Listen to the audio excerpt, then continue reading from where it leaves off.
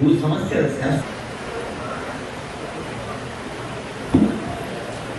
గౌరవనీయ కలెక్టర్ గారికి గట్టిగా చెప్పండి.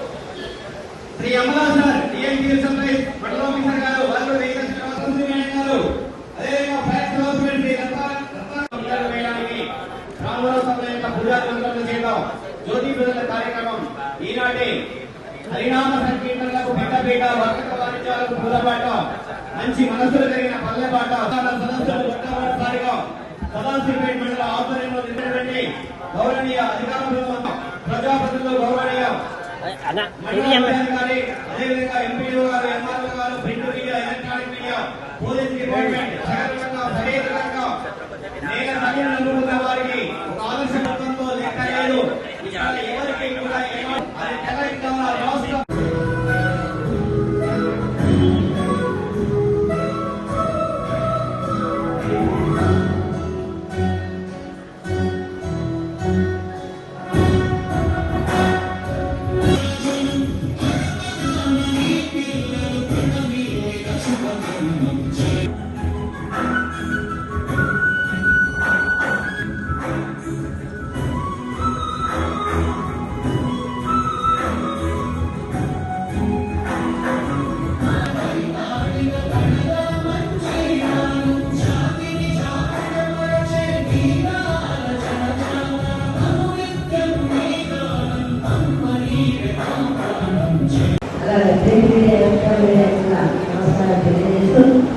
ముందుగా పెద్దలందరూ చెప్పారు, జై జవాన్ జై కిసాన్.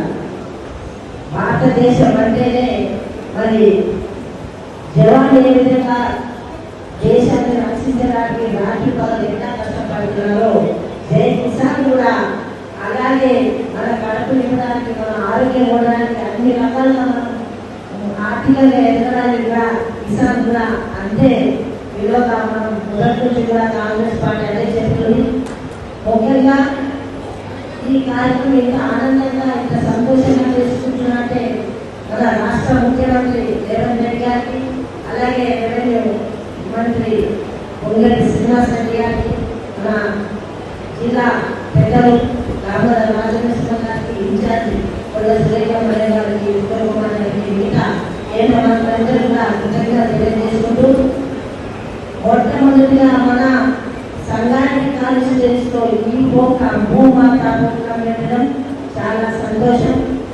వీరందరూ కూడా ఇక్కడ కూడా సతులు పడ్డారు.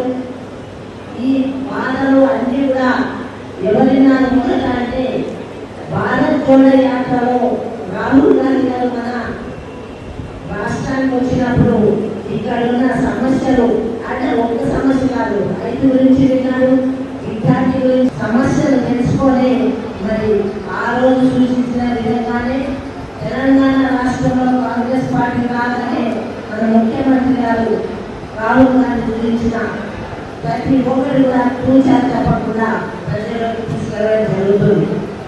ఇది చాలా భూతమైపోయింది. ధరణి వచ్చిందంటే మన తెలంగాణ రాష్ట్రమే దరిద్రం వచ్చినట్టే మనం పులిగాం. ఎందుకంటే ఏడిపోయినా ఇప్పుడు యంత్రాంగం ఏం చేస్తుంది, గవర్నమెంట్ ఏజీఓ ఇస్తే వాళ్ళు మనకు చేస్తారంటే వాళ్ళ చేతిలో ఏం లేదు గత ప్రభుత్వంలో. కాబట్టి అందరికీ తెలిసిన ఆ ప్రభుత్వం నుంచి ఎంత మాట్లాడినా మనకు వచ్చేది పోయేది లేదు. కాబట్టి ఇప్పుడున్న దాని గురించి మాట్లాడుకుందాం. మరి వాళ్ళు కలెక్టర్ దగ్గర పోయినా ఓటుకోమన్నారు, ఇంకెవరి దగ్గర అయినా పోలేని పరిస్థితుల్లో పోతారు. పైసలు కూడా లేవు. పేపర్ జిరాక్స్ చేస్తున్న భూమి ఉన్నది కానీ జిరాక్స్ చేస్తున్న పైసలు లేవు. సరే అక్కడ కూడా ఎవరన్నా అధికారుల దగ్గర పోదామంటే దళాలు పట్టుకుంటే ఇటువంటి కంప్లైంట్స్ వచ్చేవి. మరి ఇవన్నీ కూడా ఒకసారి మనకు మ్యాప్ అనేది తీసుకుంటే ఇవన్నీ సమస్యలు పరిష్కారం అవుతాయి. దీంతో పాటు మనకు సాధమైన కూడా పరిష్కారం చేయడానికి అవకాశం కల్పించడం జరిగింది. 2014 ముందు జూన్ 2, 2014 రాష్ట్రం ఏర్పాటు అవ్వకముందు ఏవైతే మనకు సాధమైన జరుగుతున్నాయో అవి ఎవరైతే అప్లై చేస్తున్నారో వాళ్ళందరినీ కూడా ఇప్పుడు ఆర్డీఓ లెవెల్లో పరిష్కారం అయ్యే విధంగా కూడా ఏర్పాటు చేయడం జరిగింది. మరి దీంతో పాటు ఎక్కడైనా ప్రభుత్వ భూమిలో కానీ వారి ఎండోమెంట్స్ కానీ వస్తు భూములో కానీ ఏవైనా నిషేధిత ట్రాన్సాక్షన్స్ జరిగితే అవి అన్ని కూడా సవరించడానికి సిసిఐకు సవరించే రివిజనల్ పవర్స్ అన్నది ఇవ్వడం జరుగుతుంది. సో ఎక్కడైనా అక్రమాలు జరిగినా కూడా వారు సిసిఐ గారికి దరఖాస్తు చేయడం వల్ల ఇవన్నీ కూడా అన్ని కూడా సరి చేయడానికి కూడా అవకాశం కల్పించడం జరిగింది.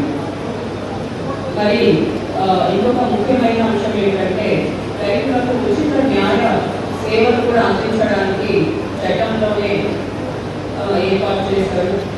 సో మండల లీగల్ సర్వీస్ అథారిటీస్ మరియు డిస్ట్రిక్ట్ లీగల్ సర్వీస్ అథారిటీస్ ద్వారా పేద ప్రజలకు, మహిళలకు, షెడ్యూల్ కులాలకు, షెడ్యూల్ తెగలకు ఏవైతే భూ సమస్య పరిష్కారాలు ఉన్నాయో అవి పరిష్కరించడానికి ఉచిత న్యాయ సేవలు కూడా అందించే విధంగా ఏర్పాటు చేశారు. సో ఈ విధంగా ఇంతకుముందు సిస్టంలో ఏవైతే లోటుపాట్లు ఉన్నాయో అవి చాలా వేగంగా పరిశీలించి మన పాత రెవెన్యూ రికార్డ్ ఆఫ్ రైట్స్ చట్టాలన్నీ కూడా పరిశీలించి రైతు సంఘాలతో సమావేశాలు ఏర్పాటు చేసి వేగంలో ఏర్పాటు చేసి ఇతర రాష్ట్రాల్లో ఉన్న భూ చట్టాలు చదివి వాటిలో మంచి అంశాలన్నీ కూడా సేకరించి ఒక మంచి నూతన భూభారతి చట్టం అనేది తెలంగాణ రాష్ట్ర ప్రభుత్వం ప్రవేశించబెట్టడం జరిగింది. మరి దీన్ని అందరూ కూడా సద్వినియోగం చేసుకోవాలని కూడా కోరుతూ సెలవు తీసుకుంటున్నాను. Thank you.